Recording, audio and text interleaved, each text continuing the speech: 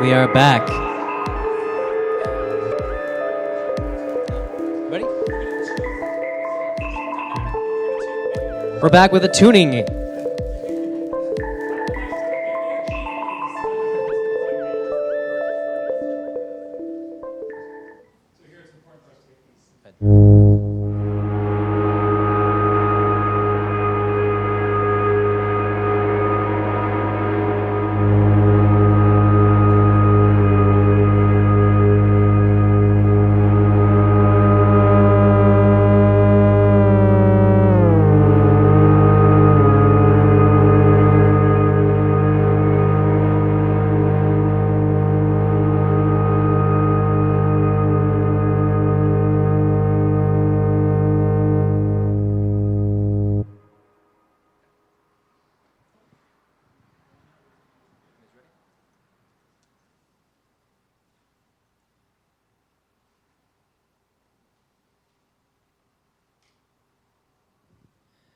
And we are back with Mark Lentczner and Lachlan Fletcher with Drone Beat.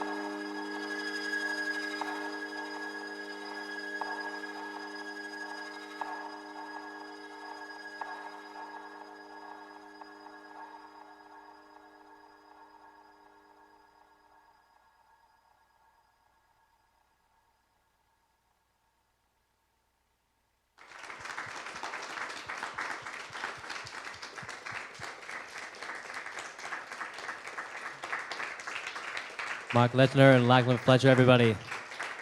What a great performance. Thank you so much, guys. And not that everybody knows this, but actually 2 months ago, they came out to the show for Piqued #2. And after the show, they came up to me and said, hey, man, we've got this great duo we're doing, and we'd like to perform it here. So this is, from what I understand, might be the first time you guys performed it outside of offices, even though it's in an office? No, this is the premiere. Yeah, absolutely. This is the premiere. This is, I think, something that intrigued both Lachlan and I. Both of us play, when we play out, a lot of our other stuff is, you know, I kind of have my stuff, I kind of have my basic idea, I practice a little bit before, and then I go to like an open mic, and I play for 20 minutes, you know. These pieces started in April, I think? I think it's April.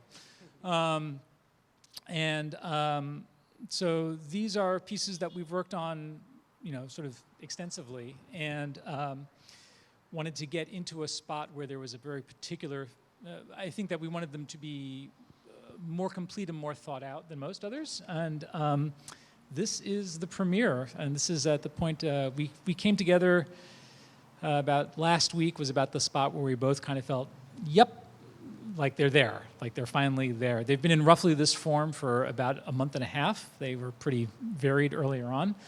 And then there were about 2 tweaks we both did over the last week, which we both played for each other this like 4 hours or an hour or 2 before you all showed up. But yeah, so no, this is the premiere. Yay.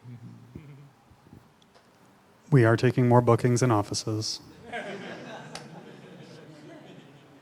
Hit us up. We're very professional. And also, thank you so much for doing this. This is a really special place to come, to have the chance to talk about what we're playing, but also come do something like this together was fantastic. So thank you so much for letting us harass you into doing this. And Rich, thank you so much for making this whole thing happen. Can you describe what was going on? So give us a little rundown of what was going on tonight. Okay, so in this piece, we both have, well, first off, I think fundamentally, right, my coming to this piece was thinking about how do I play something rhythmic or things with rhythmic, because that's what I kind of do, but do them in a way that becomes textural, dronal, is dronal a word? You know, that becomes part of this sound mass, which is the thing Lachlan does so well.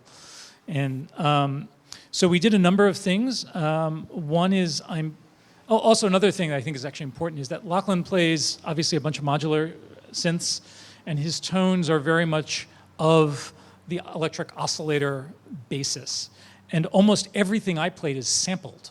And I really like playing sampled industrial sounds. If you hear my other sets, you'll hear things like blacksmiths and market peoples and a chicken, and I have all this kind of crazy stuff. And so that was another interesting challenge. So in my parts, I have really only 3 sounds going. One is that clock tick. And one is this sound, which is actually a recording of electric interference, which is, I guess it's down at the moment. Doesn't matter. I don't know what happened to it. Oh, it's me. This thing. Oh, forget it. Don't worry about it. You heard it. And then I have the taiko drums. But what's happening is all that sound, in addition to you hearing it, is being bussed over to Lachlan, and it's controlling and interfering, which he can go into more in a moment, what he does. But there's a section in the middle of the piece where I pull out all my volume, and everything you hear is not that. So you might have seen me playing, but you're not hearing what I'm playing. And what I'm doing, and this is interestingly hard for me as a performer who plays beats and notes and things, I have to play his drone, because my tones, which I can't hear and you can't hear, are affecting his drones. And so it's a really intricate process of being in the texture. Oh, great.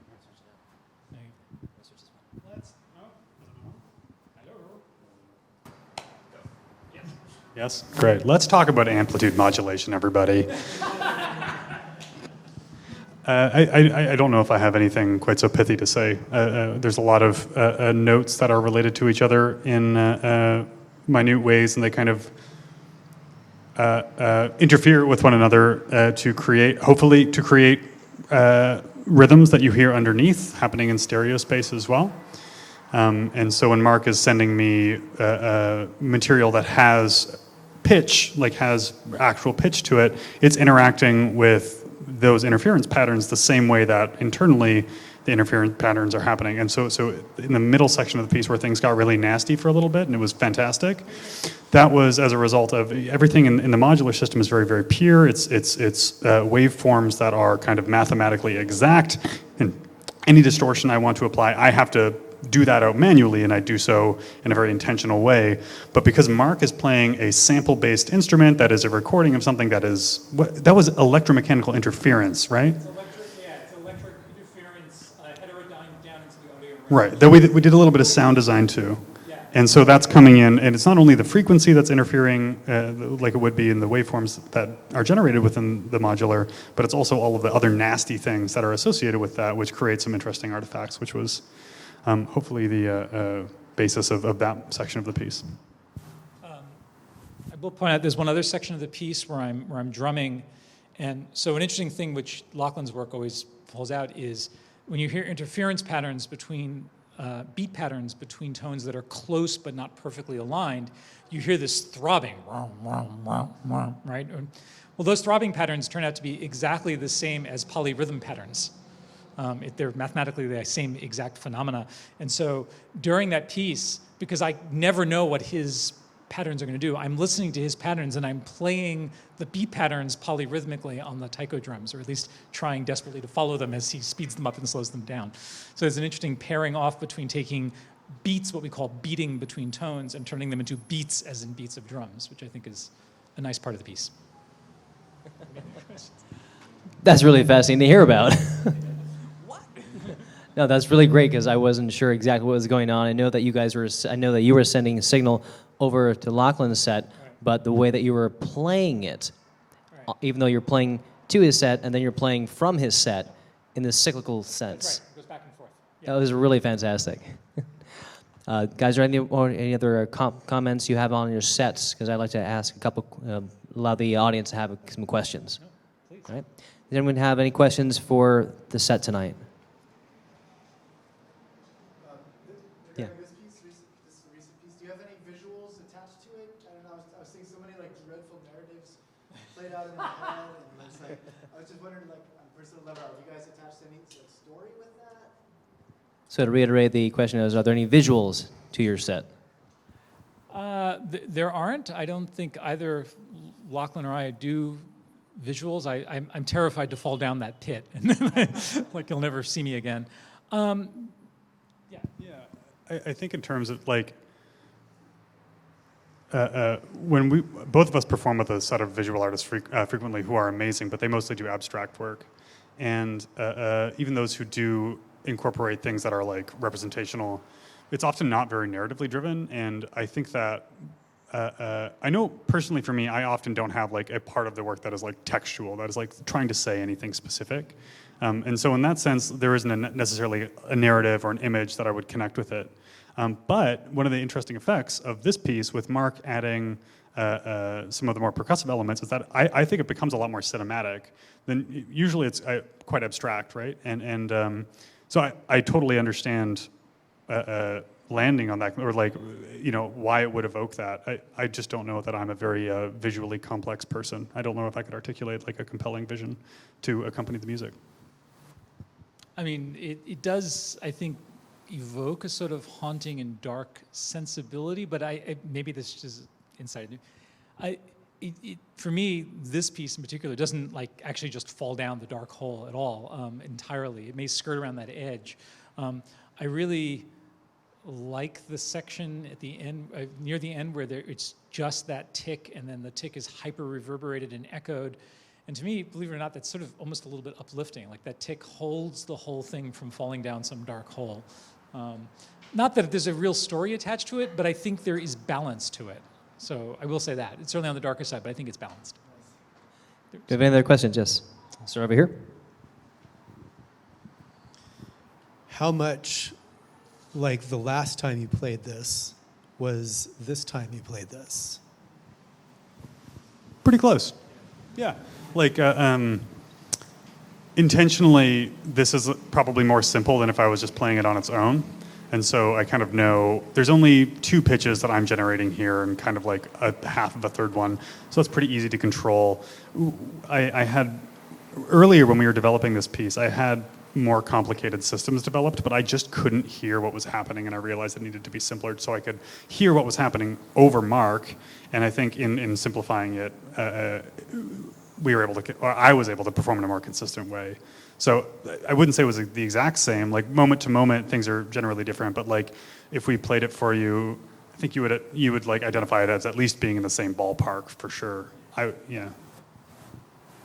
Yeah, actually, this piece more so than the previous one. At least my parts are very, very relatively fixed. I mean, I have a particular melody I'm playing. I have a particular, like I know exactly what scale I'm in and what notes I'm playing, and that's the same every time. Mark is very good at communicating to me what he's going to be doing in any given moment, and I'm kind of like, yeah, okay. And I have nothing for him. He just does a very good job keeping us on track. The drumming part in this one is the same style, but that's all completely ad-libbed to what he's doing at that moment. So that part is different every time. The structure is pretty, like it's all written out, the structure. I don't know. We actually hope to do a studio recording of these 2 pieces and release them at some point. So you'll get to answer that question yourself. We have another question over here. Thank you for sharing this with us. You had mentioned twice that your pads were taiko and you're playing barefoot. Is there a story you could tell about that? Let's see. I wish there were a great story. There isn't a tremendous story there. I did study electronic music 35 years ago, before there was MIDI, a long time ago. And then I ended up doing electronic music as part of my work in Silicon Valley, which meant that I came home and I didn't want to turn my electronic instruments on. So it was this weird debacle. I had all this money and I could buy synthesizers, and I didn't want to play them. So I studied conga drums. I always wanted to play taiko, but I didn't have access to one back in the 80s and 90s. So I never learned to play them on the drums. But I played conga, so I like this. When I got this instrument, it has this amazing taiko set on it, and I just love it, and I've used it now in several pieces. As for playing barefoot, I really need, I'm not jumping around and dancing up here, and you probably aren't seeing what my feet are doing, but I have to be able to move, and I have to be able to feel where my feet are. And so I prefer to play barefoot if I can get away with it, and if I don't, I play in really soft shoes so that I can feel the ground. It's just about keeping rhythm and stat. I thought maybe you ran out of fingers to count on. Oh, that's it, right? 1, 7, 9, yeah. Do we have any more questions from the audience? Over here?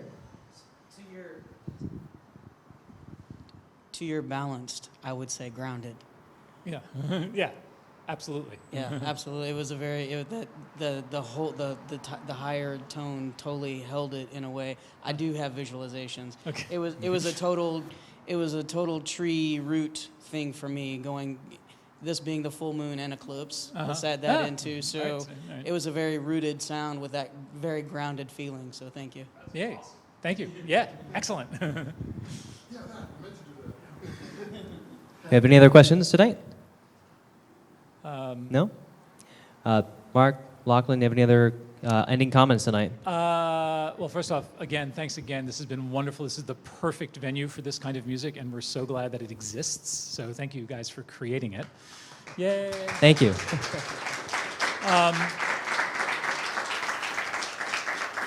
I've got a mailing list over there for my music and the projects and the collaborations that I do there.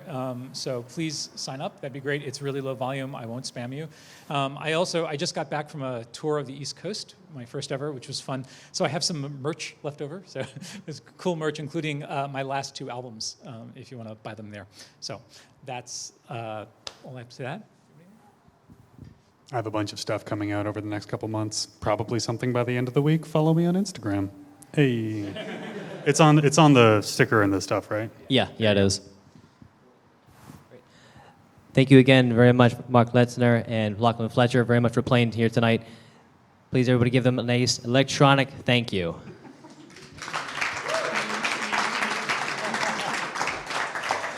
And everybody, thank you very much for coming out to Piqued. This is our 4th show, and we'll have another show a month from now, 3rd Wednesday of every month. Thank you very much. Good night.